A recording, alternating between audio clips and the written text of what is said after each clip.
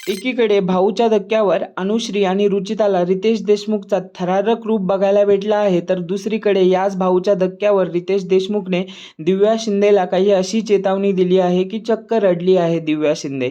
झालं काही असं, भाऊच्या धक्क्यावर सर्व कंटेस्टंटची क्लास लावल्यानंतर आपला मोर्चा दिव्या शिंदेकडे वळवताना रितेश देशमुख म्हणतात की या घरात आता तुम्ही बिलकुल दिसत नाहीये. असं वाटतं की सर्व ग्रुप तुम्हाला साईडलाईन करण्याचा प्रयत्न करतो. त्यानंतर चक्क दिव्या इमोशनल होताना म्हणते की मी टास्कमध्ये परफॉर्म करते, घराची ड्युटी करते, सर्व कामं करण्याचा प्रयत्न करते, तरीही कोणी माझे मुद्दे ऐकून घेत नाही आणि जाणून बुजून मला साईडलाईन करतात. त्यानंतर दिव्या सांगते की मी आता कोणत्याही ग्रुपचा हिस्सा नाहीये, मी एकटी खेळणार. त्यानंतर रितेश देशमुख म्हणतात तुम्ही एकटी बाहेर पण भारी आहात, असं नको व्हायला.